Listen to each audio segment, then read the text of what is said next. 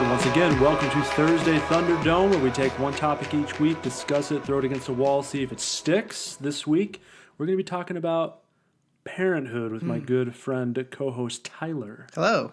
So, I am recently a new dad. Yeah, it's crazy. It is crazy. How old is he now? He is 6 months. Almost like on the 6 dot, months, right? Yeah, like, let's see here, 2 days ago.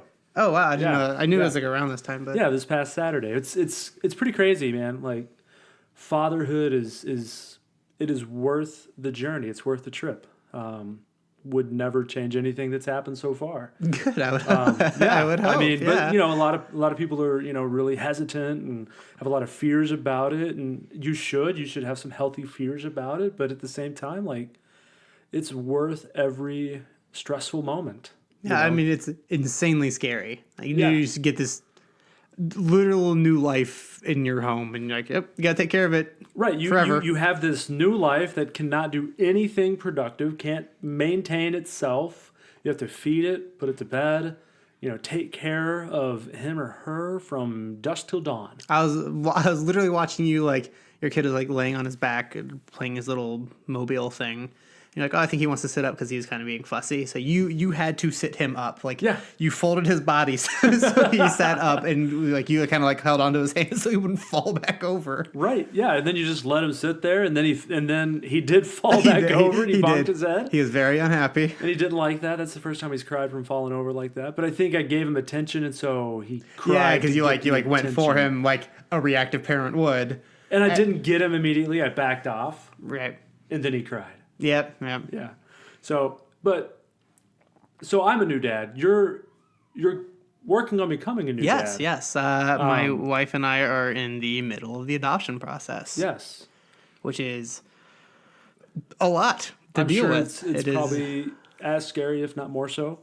Yeah, like I'm sure, like reasons. Yeah, I was gonna say it's very different. Like because yes, I have the fear of like I have a new child and like, but it's weird because like I don't have to worry about my wife's like health complications. I'm sure like when your wife was pregnant, like every little thing you were probably like snapping up in the middle of the night, like are you okay? Like is everything fine? Right. Like I'm sure like, and it's weird because the adoption process is so. I think depending on who you're being adopting from, the kind of we are specifically doing an Indiana adoption. Like the company that we're going through only does Indiana. Like it's not international or even across state or anything. I think sometimes you can go into Michigan or whatever, but it is only Indiana residents. So you're guaranteed a Hoosier. yeah. I don't know if I am proud of that, but like I said, I was born in Florida, so it's all bad. Floridian. Yeah. But yeah, it's just so crazy because we haven't met the birth mom yet. We got matched back in November, and we got matched really, really early on because I think the due date is in May-ish. I don't know the exact date, and we got matched in November. And usually, mothers will come forward probably later in the pregnancy. Right. Like it's been like I've heard of cases like mother comes in, she's gonna have a kid in like a month or two, and then they get matched. As we're doing this like slow burn of we put ourselves on, and the way it works is it's almost like Tinder. And Tinders are gross ones. Let's do Match.com. There you go. Or hey, as I met my wife, eHarmony. eHarmony. Yeah. Even it's probably more like Bumble, where Bumble is it's all the same thing, but like the woman's in charge. Like so she. Oh, okay. So if she says yes, then you get matched. Like it's not like a mutual thing. It's like you put yourself out there, but it's more like female led. So it's kind of like more Bumble for moms. Bumble for mom. Yeah. Mumble. There we go. Mumble. Got it. Okay, we're trademarking that. So you literally make like a profile. I mean, like we pay someone to do it. Like we had to answer so many questions, so many ridiculous questions. Like, what were your extracurriculars in high school? I'm 31. I haven't. Was it 85 points of compatibility? yeah, exactly. You had to do all the stuff, and then there's like you gotta like hey, make sure you have your dogs in the picture. Like optimize. No, but like I had to tell him like I was in band in high school and I did a lot of that, and it's like weird that I had to put those hobbies on there. Something I do not do anymore. Right. But That's what I mean. I'll do whatever they want. Sounds kind of like I had a friend who applied to be a police officer years ago. Mm-hmm. He had to put everything on there, like neighbors that he had from 15, 20 years ago. Yeah, like I had to go through my like family tree of like and like relatives I have never met. Like it was, I can't remember if we did great grandparents. I feel like we did, but I know I at least had to do grandparents, and like a lot of mine had passed away before I ever met them, or I only met them like once or twice when I was young. But it was like, what were their education? What were their jobs? What were their health? Like, how did they pass away? If they passed away, like, how was their relationship with them? Like, all this crazy stuff of, I don't really understand why they would need to know like that kind of thing. Like, what does it matter what my grandfather did as a farmer? Like, that's a weird. Right. I mean, the only thing I can think is maybe they want to know, do you have any health issues long term in taking care of a child? Right. I can Obviously understand that, but like passing down the genetics, right in the situation. But like education and like, I mean, I guess some of that's kind of linked, but it's just like crazy. And it was like an hour call with my mom, who fortunately, as I was growing up, she did a big family tree thing, so she just had all the information. Nice. It was just like, hey mom, I'm gonna call you later this week and talk about our family tree and go. It took like an hour to like nail everything down because I had to do like all of her family, like all of her brothers and sisters, and like my wife had to do a bunch of her stuff too. Like this is like super spread out. It's like, I don't know why you guys need to know all this. I don't think that was like on the profile for Mumble, but it's just weird that I had to answer all that. Right. Do you think they're doing it because they want to know, do you have any point in your family lineage where somebody did something crazy? That's what it must be. Like I don't actually know, but it's just the amount of red tape you have to go through adoption is insane. I think, and to be fair, we were a little slow at it because we moved houses this year and just the stress of jobs and everything. But I think it took us like 6 months probably to be quote unquote activated. And activated Wow. is when you're ready to be matched with a birth mom. That's obviously based off what you were saying, not the normal amount of time. So how long does it normally take to get to that point? I would say probably you can, depending on how quickly you enter everything and put stuff forward, like we probably do less than 3 months. Okay. 'Cause you have to do like background checks. We had to have people come to our house to make sure we have everything. Like I remember you telling me about that. Yeah. we had to have a fire extinguisher on every floor. We had to install smoke detectors. We had to install like a couple other things. I'm trying to think. Do we have a fire extinguisher in my house right now? Yeah, that's the other thing. It's just like, I know there's just like dumb 16-year-olds that are getting pregnant right now, and like they don't have to go through all this, and like all I want is a child. Right. I mean, I want those dumb 16-year-old child. Like, give me your child because that's what I want. So good for you, but it's like nuts. It's just so crazy the stuff we had to go through. Right. And we had to do like an interview with the company, and like we had to do this like 4-hour session of like, we had a mom come in that had adopted through there, like she had her child, and then we had like the birth mom, like a birth mom, come in and explain like why she did it and like why she had to give up her child so her child could have a better life because she couldn't support them, like that kind of stuff, like all this crazy stuff. And like did with a bunch of other parents that were there, or either soon to be parents or adoptive parents, that kind of stuff. It's pretty crazy, all the steps that you've got to go through, the interview process, filling out all the questionnaires for Mombi. I mean, it's insane. Yeah, and I mean, in the long term, yes, I will have a child, but like even being matched right now with this birth mom, I am not guaranteed this child. It's for like numerous reasons. It's anytime now she could decide she doesn't want to adopt, and like all of this is like, I understand that's totally fine. Like that's the way it doesn't mean it doesn't suck though. Like it's so hard to like right. You can be excited about the child, but you can't put all of your hopes into it because the child could just be taken away at any moment. Right. Don't count your chickens before they're hatched. Right. Don't count your babies before they're born. Right. Like we can go to the hospital when the baby's being born. The mom changes her mind. Like totally understand. Like I get it. Like, but yeah, sure. You see your kid for the first time and you go, you know what? I don't want to do it. Like, yep, fine. I'm Like, out. good. That's great. I'm now childless again, and I have to like go back and deal with that. It's a lot of legwork for a non-guarantee. Right. Oh, then even then, like we can take the child home, and I'm not guaranteed to have that child. It's I can't remember the time frame. I know if the father isn't named or doesn't sign away the rights initially, the father has 30 days after the child is born to come forward and claim that child. And there's nothing we can do about it. It's just done.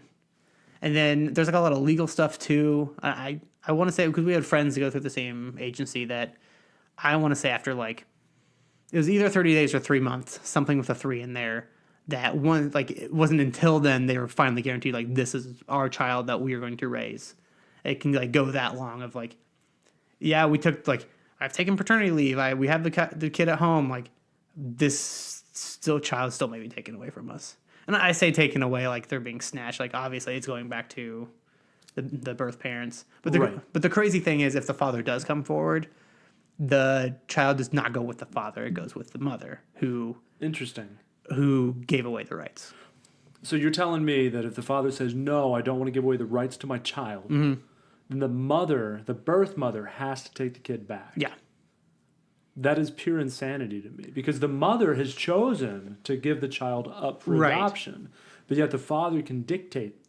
So there's a lot of, my mind immediately starts going to a lot of other things where the father doesn't have a say or doesn't have rights when it comes to a child, which we're not going to open that up right now. But it's a whole other thing. It's crazy that in this situation, once the child is born, the dad then has a say. But he didn't have a say the 9 months leading up to, except for the night of inception. Only a legal say of this child will not be raised by these other people is all it really is. And then he can still just be an absentee father. Yeah, absolutely. And do jack shit. And in all fairness, talking with the agency, it's like that's pretty rare. Like, usually if the father's going to come forward, they would have done it already. He would already be in the picture. Either be in the picture or like maybe, I guess, in the picture of like the child's life, maybe not the mother's, but right. So that's like, I think, few and far between, and they've been doing it for, I don't know, 30 plus years, and I trust them, and they've like said, like, we can kind of tell if something's going to be risky or not, because sometimes a child would go to, I don't know if foster is the right word, but like an intermediary of like this person, like, in case you like, because I have, the only reason I can take time off for the birth of my child is because I specifically have been saving up vacation because my company doesn't have paternity leave. Same. Which is so stupid.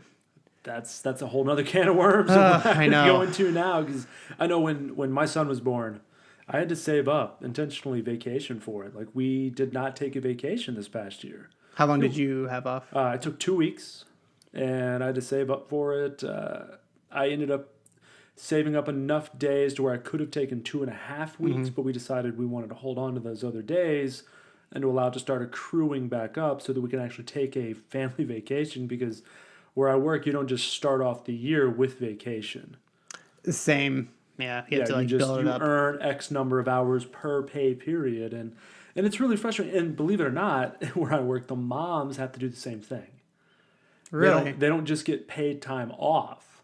They have to accrue.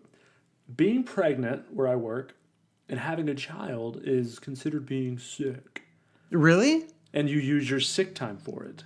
Oh my God. So you save up your sick time plus your vacation time, and if you save up enough time, then it's no big deal, right? You get your full paycheck. But you can't be sick. Like, you can't actually be sick. Right.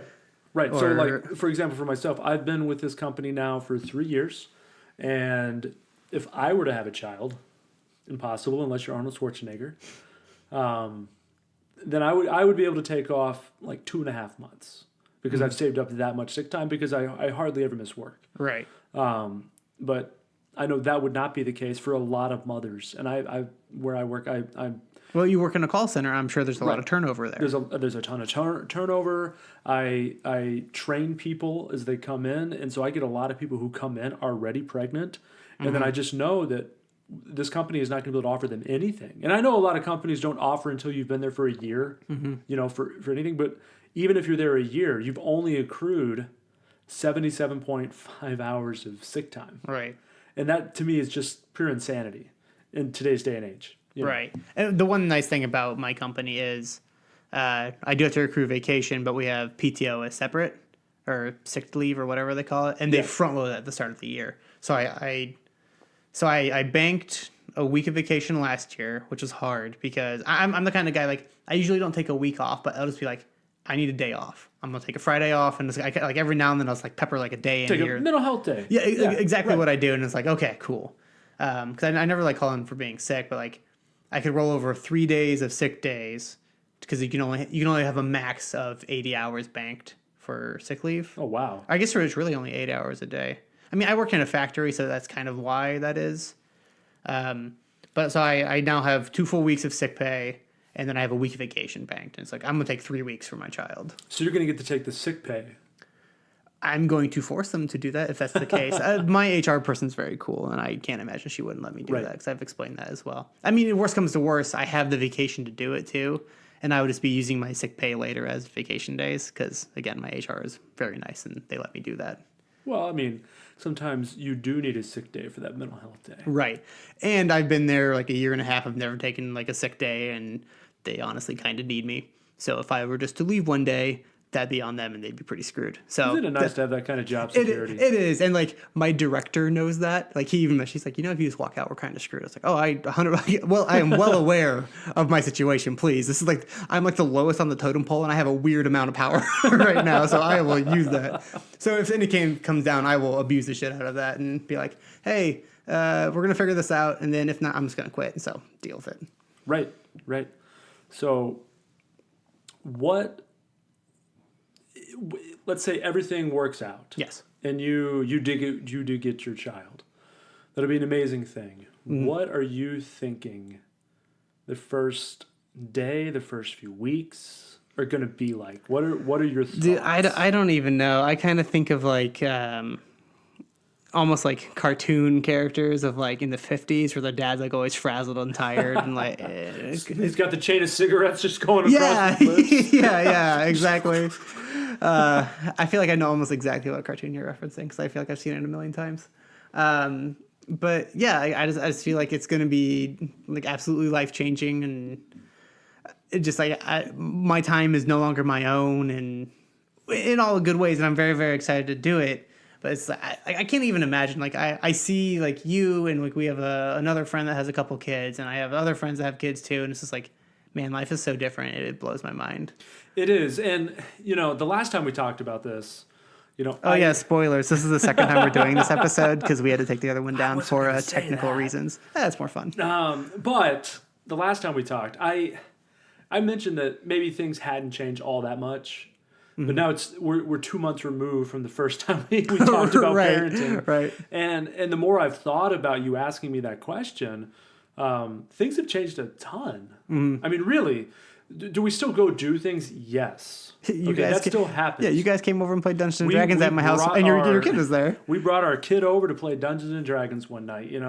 We don't go to movies as often because we need a babysitter for that. So we do have to stay in more often. But I will say the one thing, my wife doesn't like going to movies, so I think I'm like okay on the movie front. So like that's like the one thing I was like, I think I can still go see movies because my wife just does not like movies. No, there's definitely movies that if I were to go see them without my wife, she would be upset at me. My wife got to the point she's like, do I have to go with you? I'm like, no, actually, I'm going to movies by myself, so it's all right. Anyways, Right. So, but we still go out to eat. It's not the same as a date night. We used to love to go to a place and see, oh my God, there's a shit ton of people wanting to eat at this restaurant. Let's go to the bar. Right. We can't go to the bar anymore. And then you're standing around with all the other parents being like, oh, this is why everyone's standing in line because we're now a party of 3 minimum. Yeah, party of 3. You can't take your kid to the bar. He's not going to drink. Nobody's going to serve a 6-month-old. I mean, maybe knowing you two guys, like, I might rub a little whiskey on. I was gonna say he's gonna be reaching for the bottle pretty quick. That makes it sound like I think you're alcoholics. Yeah, no, I'm just saying you guys like you guys are connoisseurs. Like, well, so for the other night, for example, we decided, hey, let's go get some pizza. So we go to a place called Pizzaology. It's actually pretty good. Is it good? I've been wanting to try it. No, I enjoyed it quite a bit. They do some weird stuff. Is there one around here? It's yes, it's in Carmel here. Okay, let's talk about directions like we're on the podcast. Okay, so but we go and I just set him up on the table and he's playing with toys on the table. Like we just make that his play area until the food shows up. And then when the food shows up, we kind of have it off to the side over here. And Yeah. He can't even deal with it right now because his computer just freaked out as we're recording. It's never done that before. Right, we're having a lot of firsts around here these days. So first babies, first adoptions, first babies, first time adoptions, the first computer. time you take a kid to a pizza parlor. Yeah. You know. So anyways, the table was his play. We put him up on the table, and he's got his toys out there, and he starts doing what every other kid does. He grabs a toy and he throws it on the fucking floor. And he doesn't throw it on the floor by us. He throws it on the floor across to somebody else. So they have to reach down, grab my son's toy, and hand it to us. Then it's like, thank you. But that's my favorite because every parent gets it. And they're just like, it's no worry. They like grasp your shoulder really hard. They're like, it's fine. It's okay. Like, I get it.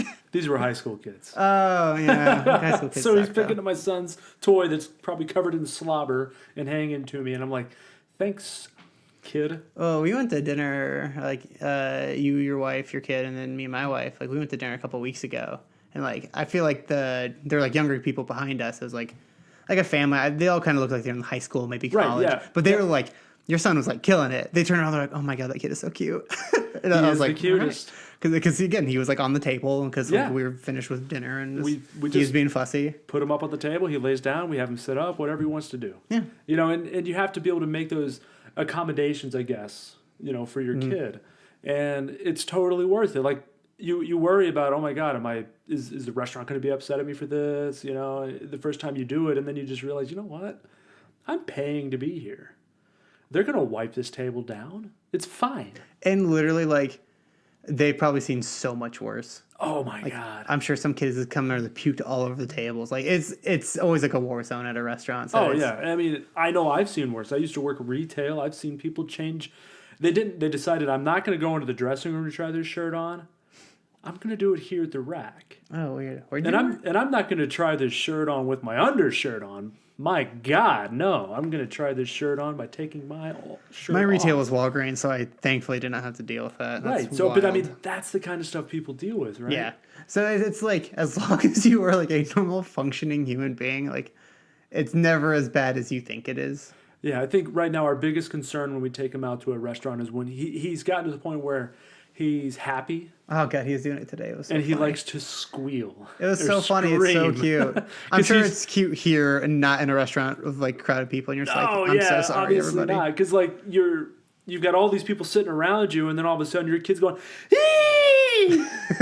You know, and I can't even do it justice, but it's like you're just like, shh, shh, shh. I'll have to send you this Twitter thread that I sent our friend today that has a couple kids. It was his name's Brian Altano. He's a pretty big deal in like the podcasting community. He's on IGN. He's talking about like how he went on his flight for the first time with his kid, and it's like he gets there immediately. The baby takes a huge shit, and he like goes back in the plane to change it. And I think he said he was just like panicked and didn't know what to do. He just like whips the diaper into the toilet and tries to flush it, and so he like broke the toilet for the flight.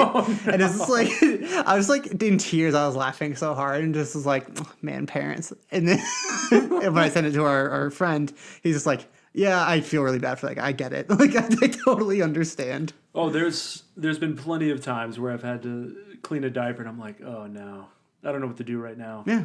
I mean, even at our house.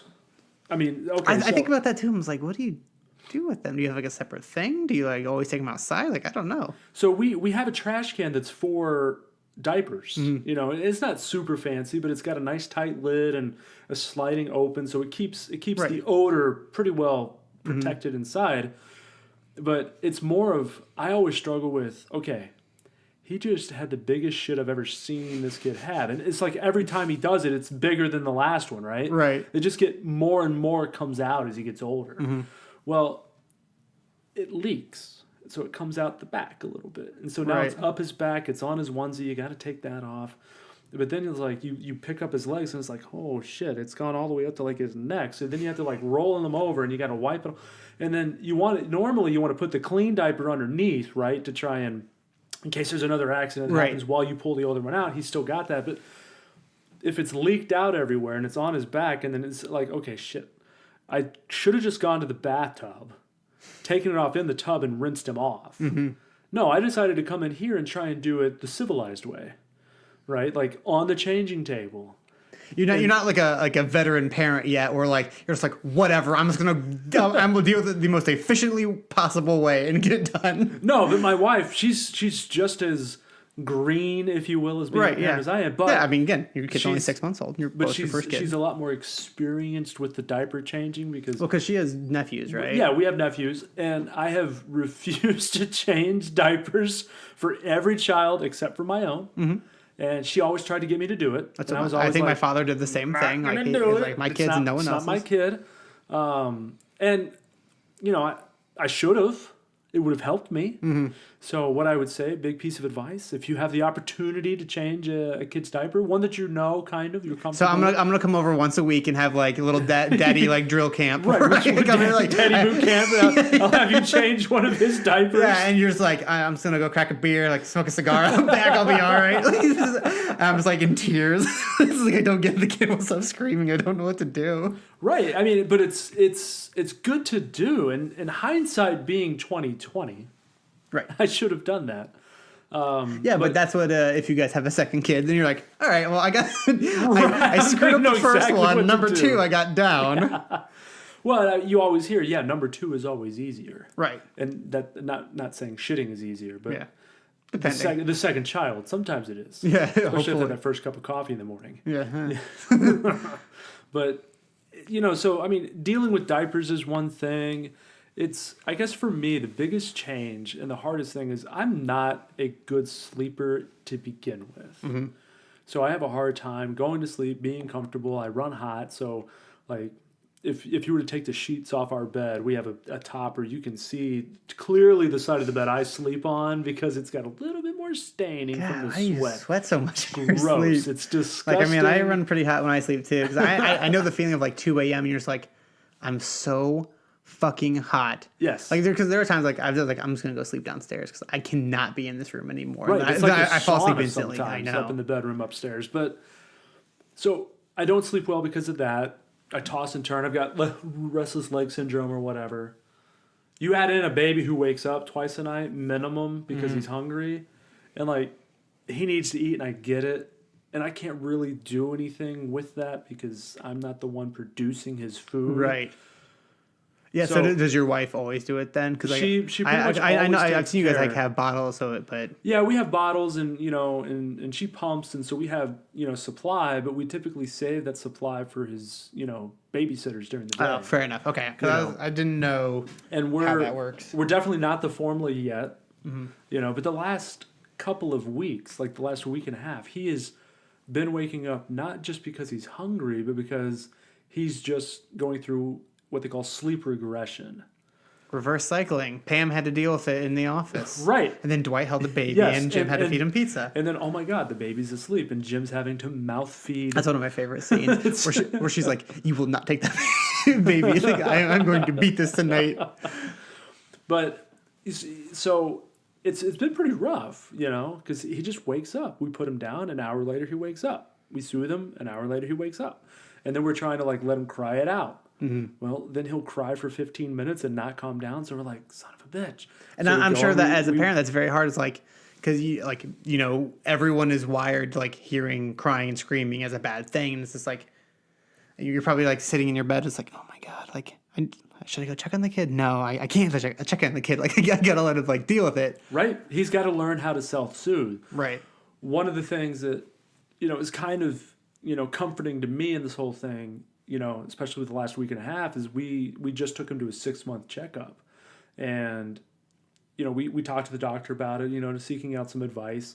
And we mentioned that he was kind of stopped up. He's been kind of snotty, and that makes it more difficult. Well, she looked in his ears and said, has he been scratching or touching his right ear a lot? And I'm like, yeah, you know, sometimes when I feed him, right, he'll scratch it, he'll get red. Well, she said it looks like he's coming off of an ear infection or is starting an ear infection. It's like, well, that would make a lot of sense because he's been doing it for, you know, about a week and a half or 2 weeks where I've seen him really try to scratch his ear. So if he's had an ear infection, that would cause him to wake up. Right. Absolutely. You know, and So now, of course, we have the amoxicillin. We're on antibiotics and stuff. Yeah, like while like I was with you today, I think you're giving your kid your medicine. Yeah, Like yeah, and it's like this little. I think I was like holding your dog like on a leash, gun. and I was like, shoot it into his mouth. I don't need to be here for this. They're like trying to like calm their kid. I'm gonna go take your dog like so, in the other room. But there's just so many little things that just come into being a parent that you don't think about. What blows my mind is like obviously like I know why, but like kids are sick so much, but it's because they don't have an immune system yet, and I understand that. Like I don't get sick very often. I very rarely get sick. Same.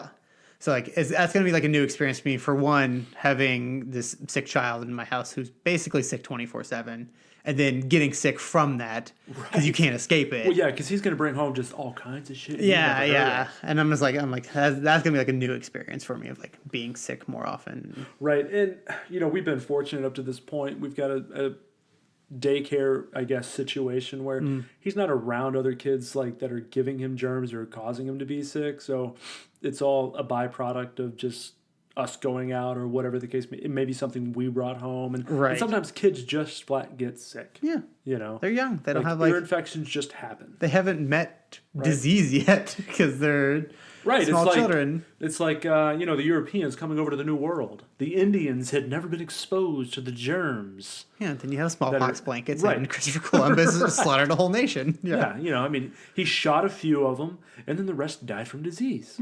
Yeah.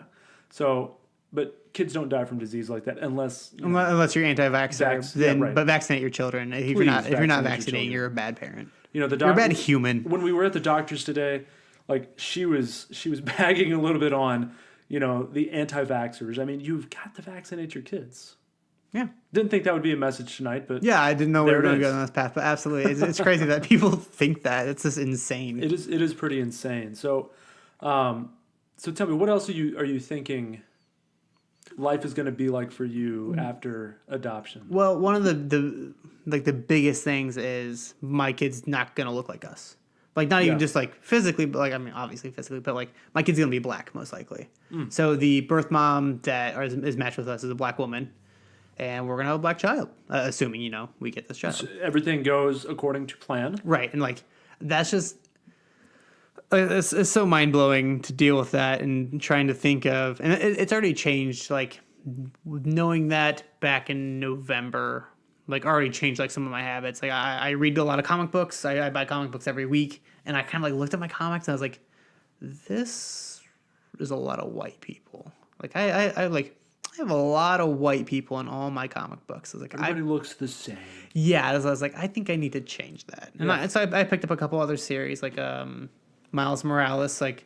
Not just from the Spider-Verse movie, but he's been around comics for a few years. I picked up his... I've seen him for a while. Yeah, I don't read as much as you or keep up with it as much, but I know he's existed for a while now. Right. So I picked up his series, which was like I wasn't planning on picking it up because not like Spider-Man, like as a general genre of characters, is not like my jam. But like, I picked up and it's very, very good. And I was like, oh, this is great. I picked up another book called Ironheart, where it's this 15-year-old black girl basically reverse engineers a Tony Stark suit. Like an Iron Man suit, and builds her own thing, and she becomes her own superhero. And I was like, I never would have picked this comic up. Like between this and the Comics Gate I was talking about last week, I was like, that's something I wasn't originally planning on picking up. Not that I dislike her or whatever. Again, Iron Man as a whole character isn't really my thing, so I just chose not to do it.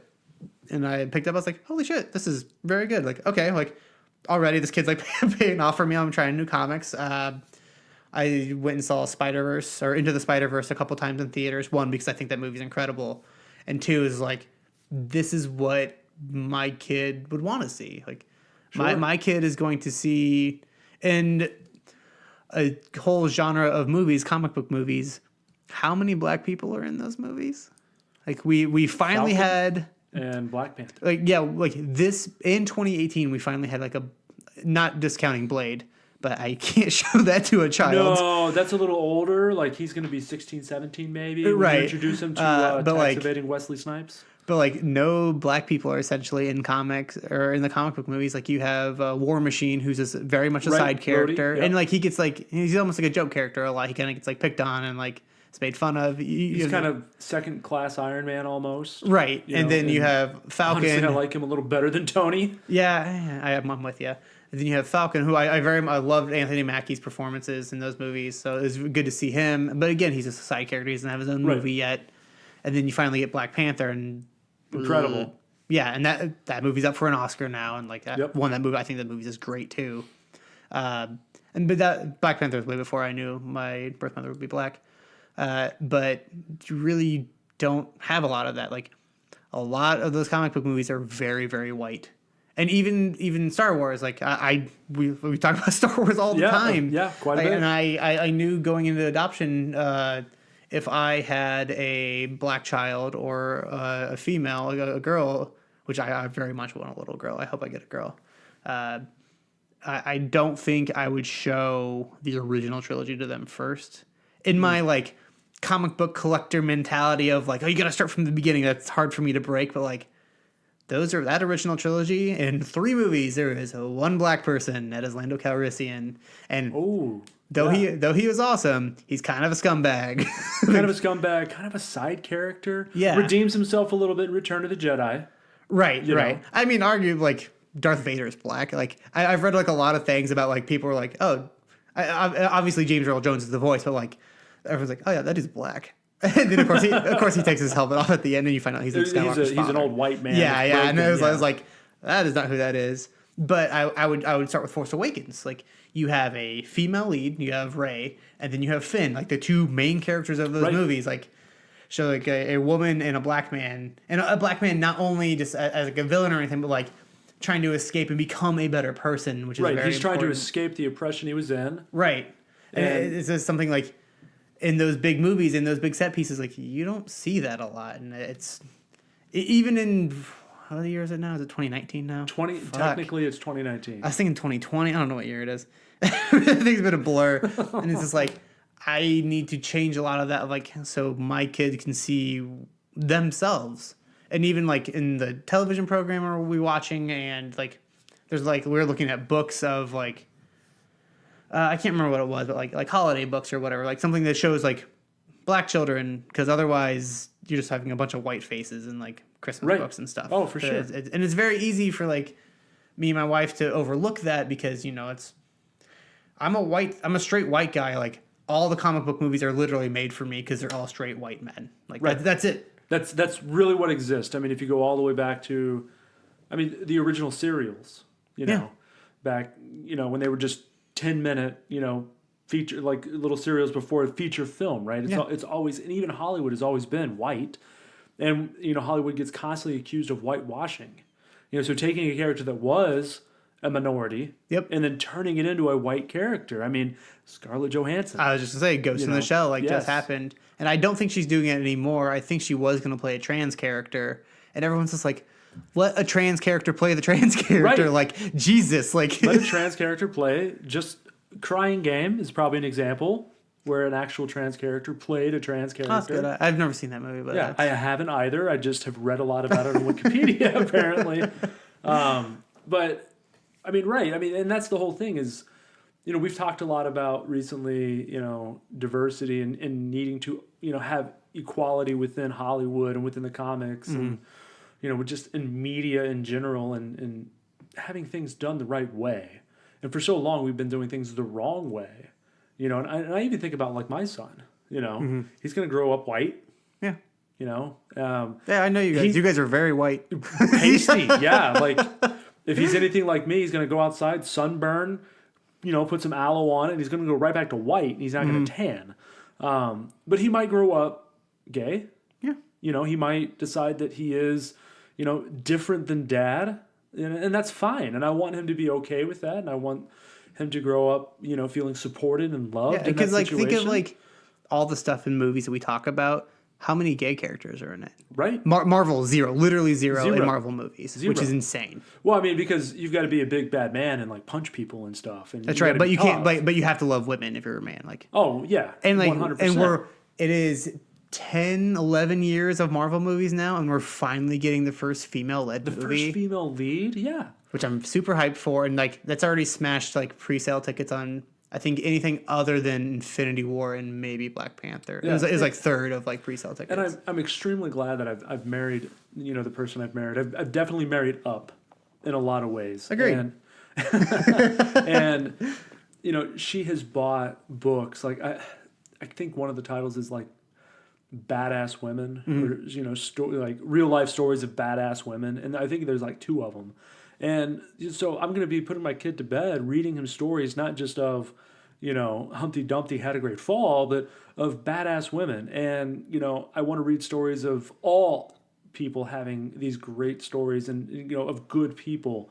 And I think that's what we need to do. Don't just limit your child, no matter his I know, gender and or race, it's to a so certain easy to kind. like not do that. Like kind of talking about like before, like James Bond and stuff. Like I understand the appeal of James Bond and like that kind of stuff, and even the like the characters that I love.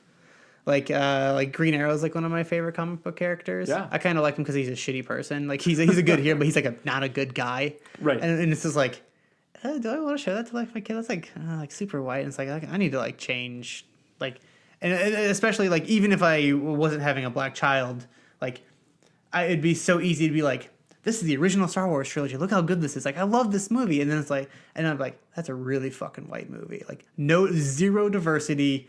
One female character, Right, and who unfortunately, like even like, especially at that time, like she's a badass in those movies. Right. It's like thank God at least Princess Leia is awesome. what I struggle with, do you limit them seeing that, or do you just include the other stuff? Oh, you definitely include because I've got a friend and he has adopted, back in Texas, and he has adopted 2 African American children as well, and from the same mom.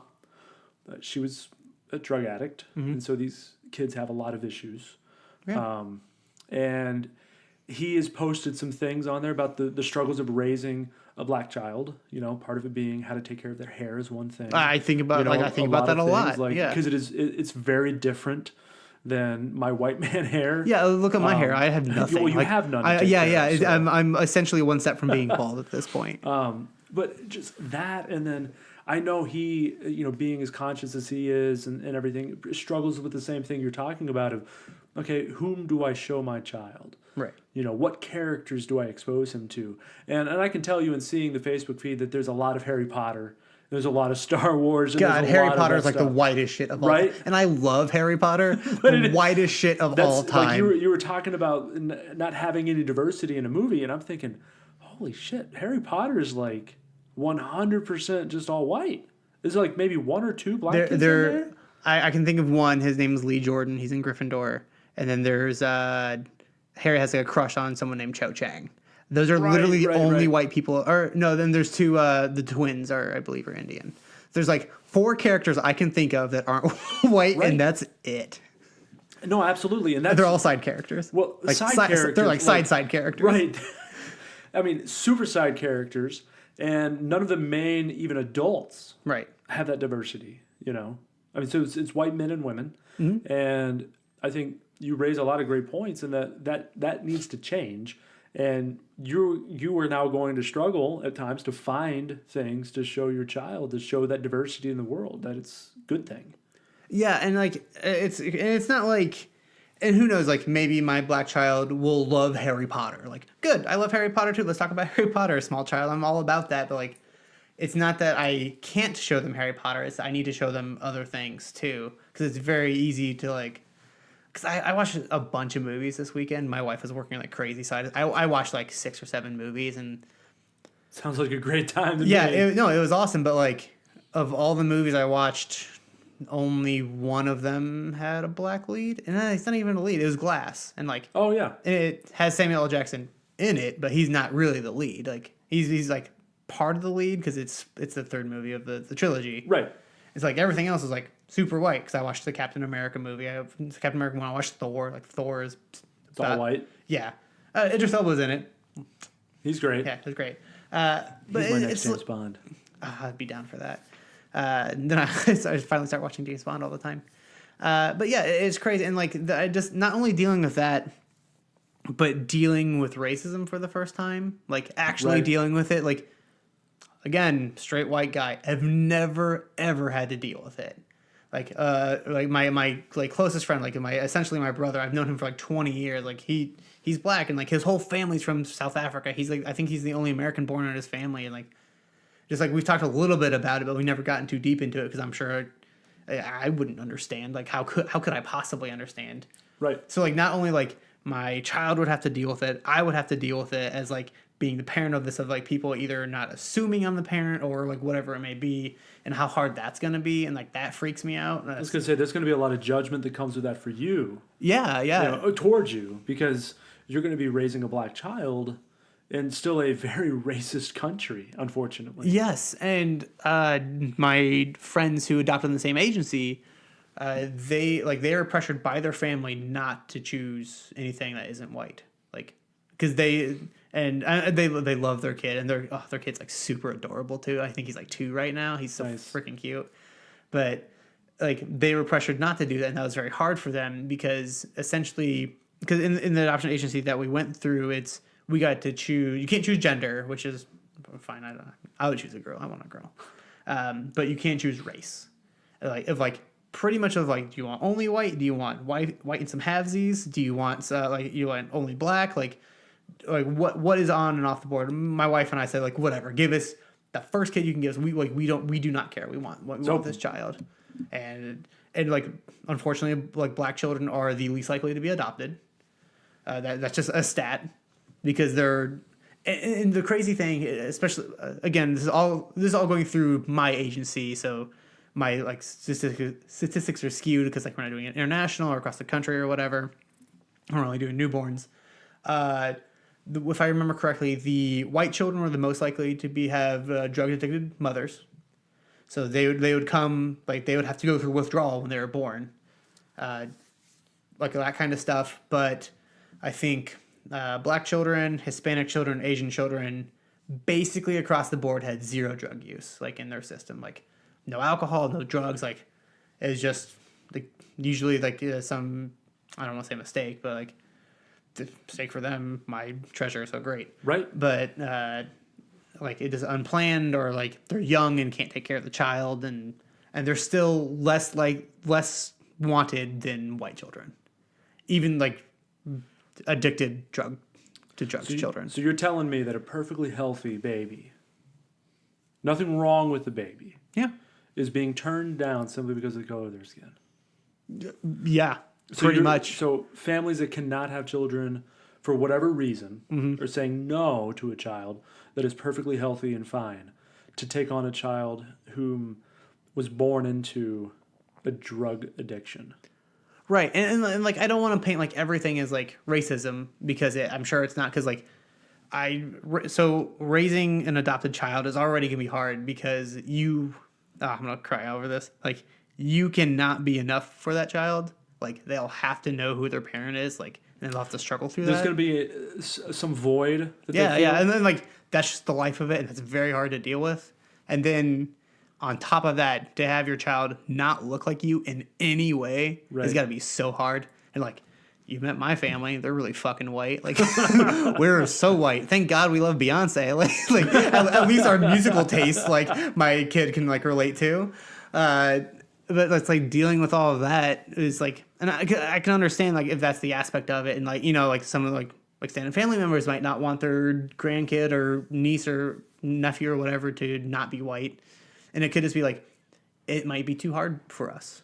Because like when we did it, because you have to choose what level of like drug abuse and alcohol is in the system, and like there's like a minimum you have to accept, and then you can go higher if you want. And we marked nothing higher because I was like I'm not strong enough to do that. And like if there is any like mental disabilities or something like that, I know I am not strong enough to do that. So like I was like I can't, like It's tough. and like the one time I'm like fortunate enough to say like I can't be in the position of like if my wife was pregnant and something was like happening with our kid, like mentally development, like of like autism or like any of like even further and stronger than that. It's like I don't know what I would do. I don't like, and like that'd be so hard for me to deal with. Yeah, I wondered about that as Casey was going through her pregnancy. I kept thinking, am I going to be able to handle and be strong enough for her and for my unborn son if there's some sort of disability or mental challenge that he has or whatever, right? And, thankfully at this point, there's been no issues. Right. But it is something that I think all parents, whether you're having your own child biologically or you're adopting, you have to be able to figure out, can I handle this? And I Right. think at the end of the day, you're never going to be put into a situation that you can't handle. You know, Right, that, and that like you aren't I going to say, be tough enough. You're going to find it within you, the fortitude within you, but you are in a different position and where you can put a threshold, I guess, on it. right, and like yeah, because like I am essentially in the position to not do that. Like my wife's like we can't have a kid biologically, so like I'm not gonna know either way of like if I have to make that choice. And like I know the birth mom right now is like the kid seems to be very healthy, like everything seems to be fine. Like so I am not put in that position for me to actually know what I would do. It's very easy for me to say I am not strong enough or I can't do it. And maybe I can, maybe I couldn't, but like I am not going to know that at this stage. Right. And, God willing, most people don't ever have to find that out. Right. Because that's pretty crazy to have to deal with those things that come up. So we don't know gender, but you're Right. hoping for a girl. I want a girl so bad. I'm curious, why girl over boy for you? I don't know if I actually have an answer to that. I just don't. I don't know. Like I just like what I want. I want a girl more than a boy, but like that's not to say like if I have a boy I'll be sad. I'm just ecstatic to have a child either way. So like who knows if my future child listens to this in like 10 years. That's like fuck you, dad. Like I'll be happy with whatever I have, but like I don't know. Like I can't really explain it. Yeah. Like I don't really have like an answer to that. And because I've thought about that before. It's like why? It's like obviously the first one is to have a healthy child. That's all that I really care about. And then if I can't pick like a girl, it'd be great. But like if not, I'm happy either way. I don't know why. I always think you've said that a couple times, in previous conversations that you want a girl. But I know you also very much admire strong female characters. Right. And I've often wondered, what drives that in you to admire? Because a lot of guys that you talk to, straight white men like us, Right. they don't like the strong female lead. They don't like the strong female It's character. it's not that they don't like. It's that they Right. probably relate more to the male. Right. And I get what you're saying there, but at the same time, though, like there is a thing where there was a time in my life, a long time ago, where I did not like female vocalists. like at all. musicians. Yeah. What the fuck? I know. It was jacked up. Every There was week I find something wrong. weird Right, about right, you in your right. past. It's like I've never would have been fucking friends with you. It's amazing anybody's friends with me now. Right. But I just struggle. Trust me. But it's I don't know why. And now that I've grown a lot since then, and I think part of it is I grew up, not to blame. I hate blaming a region of the country on something, but it's hard not to sometimes. Growing up in the South or the Southwest in Texas, where it is all about being a man and manhood and all those things, and that was a big part of my upbringing. And my dad, was pretty tough at times. Discipline was tough in our house, and I got the spankings, and it was all about my dad changing his oil, and we only listened to certain, types of artists. And when I say female vocalist, it's I think more like in the rock realm and like heavy metal and rock and roll and Like those kinds of things. I don't know, like even Joan Jett, country. maybe like something closer Yeah, to that. I wasn't really into that, but like, now that I'm thinking about it, I was raised on like Aretha Franklin, right. And I love those hits. But as long But as it it's- wasn't like the defining music genre in your household, like Right. the side ones are okay. Like if you like, listen to Aretha Franklin every now and then, but this like country music like has to be men. Right, or- it's a man singing it. Rock and roll is a man singing it, and that has challenged. That belief of mine has been challenged a lot over time, and I've come to the point where I do. I appreciate female vocalists and female songwriters a whole lot more than I used to, because I was just ignorant. Right. I was stupid to and the whole thing. Because we all change. Like I grew up in a small, like semi-rural town, like, and I think back to like being 13. I was like, man, first of all 13-year-olds suck. They're all terrible. I was just like, man, I sucked so much back then. It's like the things I would say and how I would act. I was like, man, I sucked.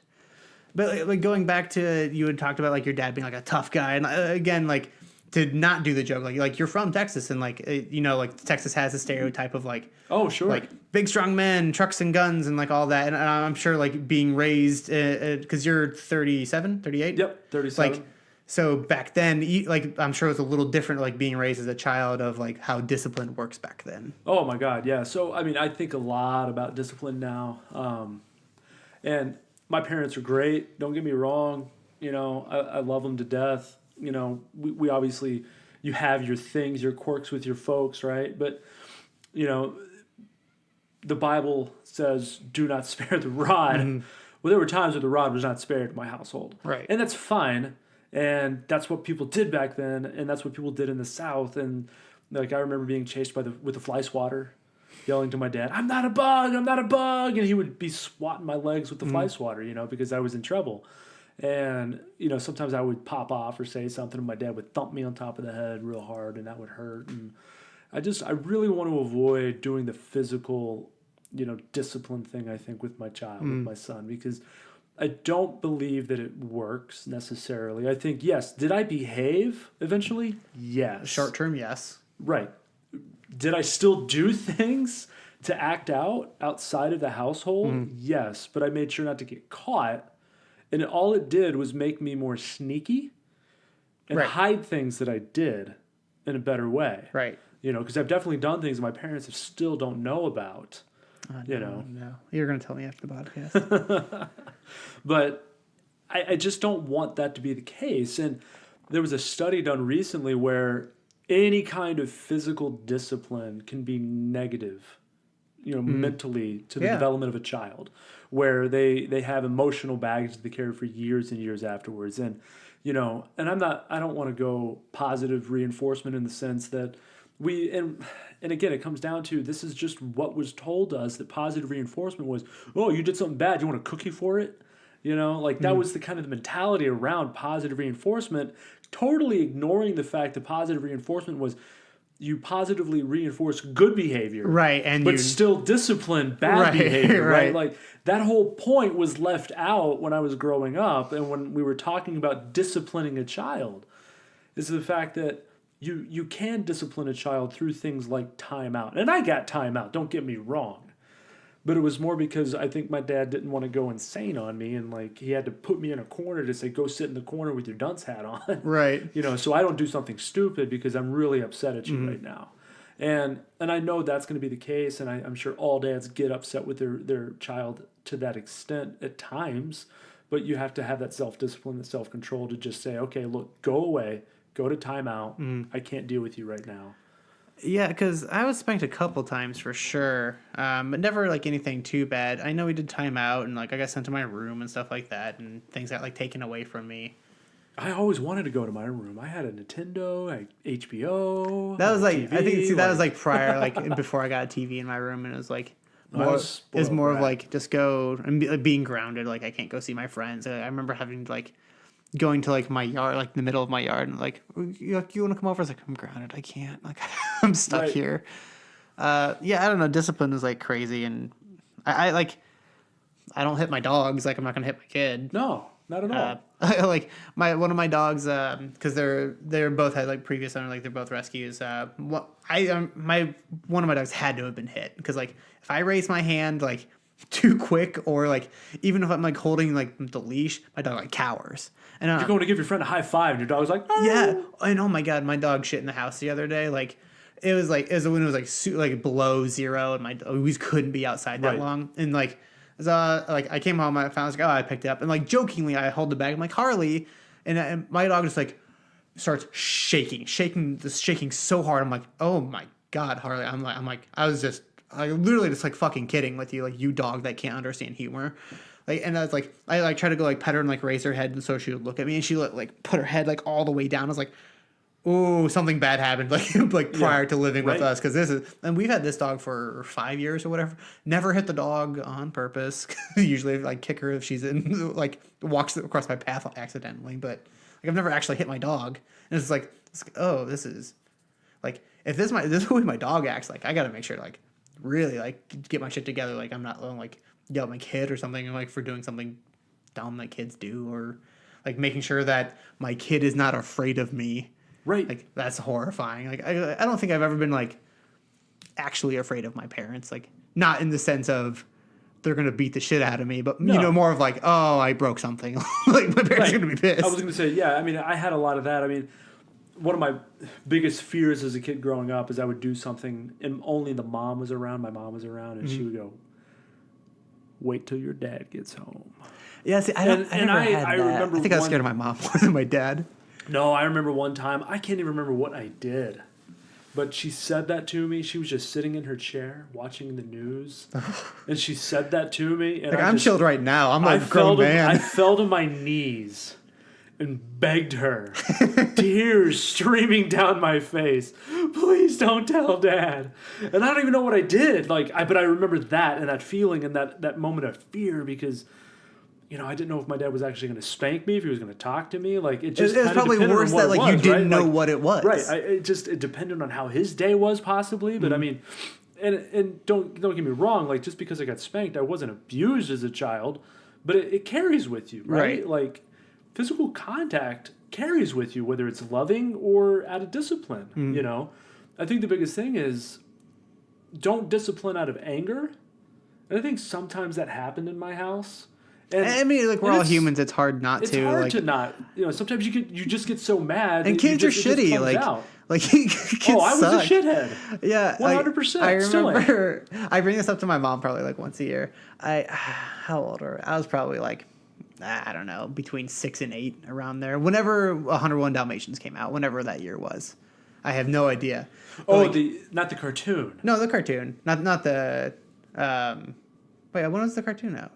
Oh, I think in the 70s. Is it that like probably when they re-released it or whatever? Like I'm sure, like specifically the cartoon, but my mom was already mad at me for something. It's like kind of mad. I think if I remember correctly, she was like marching me to my room, like hands on my shoulders, and like after watching the movie, I was like, "Take your filthy paws off of me!" And my mom like lost her fucking mind. Like she didn't hit me or anything, but she like screamed at me, like and like pushed me into my room, and like that was like the maddest I had ever seen my mom. And, like we talk about it every now and then. I was like laugh really hard because like she's like, I don't remember that at all. But to me, like that is like such a formative like memory of like, oh, I made mom really really mad. Like remember not to like back talk like that in front of her. Well, and this is my parents are just they're weird in a sense. So my mom comes in. Do you remember the crash test dummies? Yeah. And how they made like a cartoon out of them, and you could buy a doll, and like they would pull apart and stuff. I remember that. Weird, right? Yeah.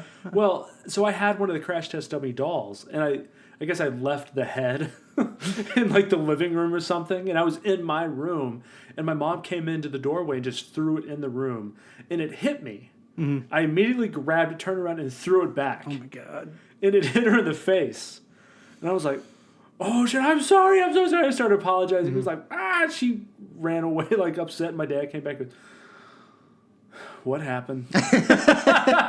Being like exasperated dad. And it was weird because sometimes my dad would have these moments of like, okay, I know what happened was an accident. I know what you did wasn't that big of a deal. So what happened? And I was like, Mom threw the crash test dummy doll at me, and I grabbed it and I threw it back and it hit her. And he's like, all right, don't do it again. And I'm like, I remember that. And then in that situation, I wasn't thumped on the head. I had no timeout. I wasn't spanked. Mm-hmm. But it was like, he knew that I was upset at myself for doing it. Right. My mom was upset at me for doing it. And he just came in and said, hey, what happened? Because nothing's going to be worse. Like, you're already upset. There's nothing to do about that was it. He knew that I was apologetic and I regretted my action. Mm-hmm. What else could he have done? Right.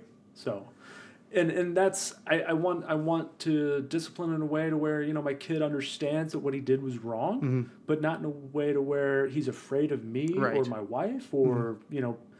Having discipline in his life. You need discipline, mm-hmm. but we need healthy discipline. Right. So when your wife was pregnant and maybe before you had your son, how much advice did you get? Were people just like, because I have found that a lot of people are just like throwing advice my way. And like, it's all coming from like a good place, but I'm in a very different situation than a lot of people.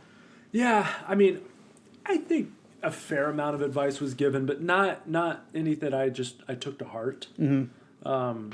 and not in a mean way or anything like that. I didn't just discount what anybody was saying, but it was all like, oh, wait till you have a son, and like kind of the joking advice. And so I was always like, whatever.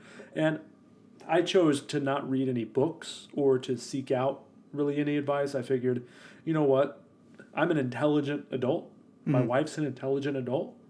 People have been having kids for a millennia, long time, right? We since the beginning of the human race, and they've all figured it out. We'll figure it out. Our kid is our kid. We're gonna raise him the way we want. We're gonna follow, advice from our doctor, and that's what we're gonna do. Yeah. And I think it's a learning experience, and I would hate to like have that ruined almost by getting a lot of advice from people and then trying to do all of the things that they told me to do. Well, that worked for your kid. I've thought before, like, maybe I'll write a blog, or I'll try to write what my experience being a dad was. And it's like, nobody wants to hear what I did with my kid necessarily. Like, I mean, sure, there's amusing stories I could tell, but I think that's really what it is like kids are amusing. They create these wonderful stories you can share with your friends and family. But beyond that, like, every child is different. And I asked advice from a few people after he was born, right? I asked. Yeah, I'm gonna be like we'll be hitting you up. Like our other friend, your wife has a mutual friend with us that she doesn't live up here anymore. But like I text her all the time. I'm like, I'm freaking out. Like I don't even have the kid yet. And she's like, when you have the kid, hit me up. I'll be like, okay, I'm going to. Because you want advice maybe in a moment. Right. When something's happening, you're like, ooh, I don't know if I should do this or that. But I remember asking this friend, he lives up in Michigan, and said, hey, what do you like, when does a kid start to really sleep? I'm like, you've had 2, you should know. He's like, he just sobbed. Every kid's different. This child, she, fell asleep immediately and slept through the night from basically the beginning. The other one, it was 12 months before they fell asleep and like would sleep through the night. And our doctor today even said that her first child, no problem. 4 months in was sleeping through the night. But then it was her oldest son was 14 months old, before he did that. So, yeah, getting advice. Yeah, and it's so weird, like, getting all this, like, advice as being, like, an adoptive parent. It's like, because I know a lot of the people, and it's like, this is, like, specifically, like, a lot of people at work. It's like, none of you guys are doing anything to do it for me. But, like, they love, like, giving what they think should happen. And it's like, cool, like, that's great, guys. We have, like, very different situations going on. Right. Like I'll explain like my fear, like the first time my kid tells me you're not my real dad, and like that I've cried over that numerous times already, and I don't even have a kid yet, and like that's gonna be heartbreaking. They're like, well, you need to have like a prepared statement or whatever, and I was like, fuck you, like I know your kid isn't adopted, like don't talk to me like that. You don't know anything about that. Like that's insane to me. Why would you need a prepared statement? Yeah, and it's like the idea of like when people say stuff like that, and it's like, you don't think I've thought about this 1,000 times already? Like, I know all, like, I can't, it's unpreparable, and, like, the kid's going to say it. Every adopted kid says it. Like, I know that's the case. It's, what it makes me think is, like, dog parents offering up advice to, people who have actual kids. Oh, I know. And it's hard for, like, me not to do that, because I love my dog so much. And I'm just like, yeah. But I always put the caveat, as like, I know it's a dog, and I know it's different. Like, I understand that. But it's just like all that kind of stuff is so crazy. And like the other like hard thing about being like the adoptive parent is they're like, oh, like, so like, where's the real parent? It's like, well, right here. I'm the real parent. I had to like correct somebody one time, and he's like, oh, I'm sorry. It's like I know you're not doing it to be a dick, but like that really sucks. This is like a constant reminder of like I'm quote unquote not the real parent, even though I'm gonna raise this child. Or like people like to make jokes like, are you sure you want kids? It's like, when you can't have kids, that's like all that you want. Like these jokes aren't funny. Like, yeah, I will take whatever shitty situation you're in. Like that would be amazing for me right now, because I cannot like control me having a child, and it's so fucking hard. Like, and like even it's like being around, it's better now. Like I see your kid once a week, and like I held his bottle for him today, and that was very exciting for me, because I never got to do that before, and I'm gonna cry thinking about your child, like holding your child's bottle. But I remember when you guys were trying to have your child, and we were all over, and like you guys told us, and like my wife was there, and like we were very excited. We went home and just cried really hard, because it's like, we can't do that, and like that sucks. It's very hard for us to deal with. Yeah. And like just being around like we're at like the perfect age where like everyone's having kids. So it's like a constant reminder. Like, we're very excited and like we're very happy, and it's just like it's hard. It's another reminder of us of like, well, here we are, like hoping this is our kid. Right. And it's all this shitty and sucks. But like, we're so excited to adopt, and like we can't wait to have this kid. And then in 1 year from now, I'm just like, oh my god, like what did I do? Like, but like, what is singing a different tune? I know, but we're so excited. And it's You should be. It's just like the wild situation. And we have to do everything different too. Like, people have asked me like, oh, like what about oh fuck, what's it called? A baby shower. It's Right. like it's just like, oh, Yeah. we're not gonna do that because and like even like, you guys, like your wife is like, hey, like we have some like our kid has grown out of some We have stuff, yeah. and like it's hard for us to accept like things for our future child, because the idea is if like I had a friend call me, it's like, hey, I found these like really cool like bibs from like this like local market. I think you guys would really like it. It's like, hey, I really appreciate that, but if you give that to us and we don't get this kid, I'm gonna throw all that shit out because that is not for this like the kid that we're gonna get. Right. So like we have to do like all that stuff like later and at different times. It's like it's so fucking weird and so hard, and like this so stressful. Yeah, weren't you saying that you wanted to do something like a shower after the 30 days? Yeah, like when I know that kid is mine, we can do something. Yeah. If we get around to that, or if we even have time Right. at that point. I've heard people like do something called like a sip and see. Like people come over and like drink and stuff, and then you come see the baby. Right. Like that would be our Yeah. baby shower again if we like do all that kind of stuff. But that's like so far down the line. Like we have to do like everything under reverse order, and we have to like tell our parents to like, hey, like chill out a bit, because my mother-in-law especially like. We have not purchased a single dog toy for our dogs, and like we had this big basket full of toys because my mother-in-law keeps buying toys for our dogs, and we're already trying to like talk our mother-in-law down, like, hey, like you're excited, we're all excited, like you can't buy stuff for the baby yet because we don't know if that's going to be for this baby, Right. because like all we'll see is just like memories of the child we didn't get. Like that's just fucking hard. I can't even imagine going through, what you're thinking about, because there's so much uncertainty in your situation. Mm-hmm. There's a lot of uncertainty, I mean, in having a child, biologically, Right. obviously, but when you're adopting, you have 30 days past actually receiving the child.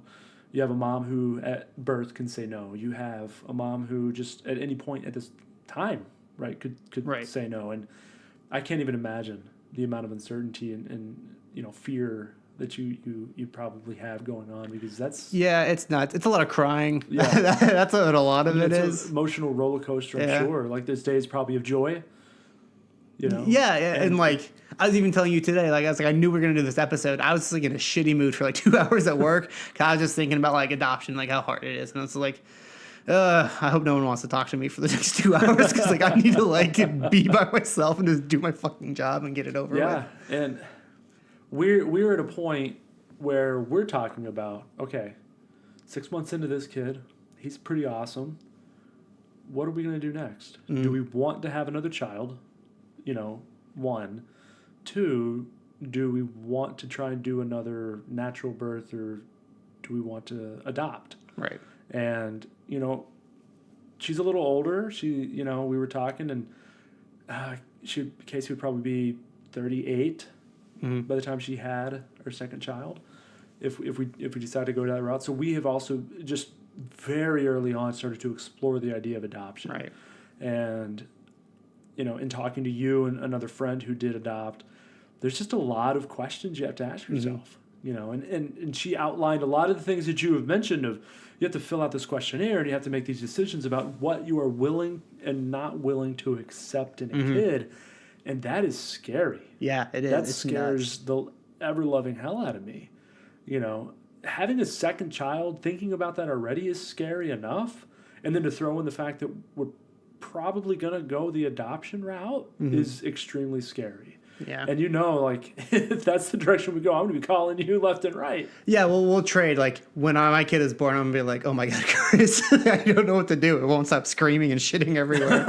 And, Just going then everywhere. in a couple of years, they'll call me. Yeah, the one thing nice is, like, we always knew we were going to adopt. like we always assumed it would be our second child, but like we always knew we were going to do adoption at some point. Yeah. So like it takes like the sting of like, because it gets weird of like when everyone is raised to think of like, oh, you're supposed to have a biological child, like that's the way like humanity works, and to like get out of that's like very hard to deal with, because it makes you feel like less of a person, like less of a family, like it's just all kind of fucked up shit. And there are so many things that we're raised to have to we think a certain way, and that argument nurture versus nature, Right.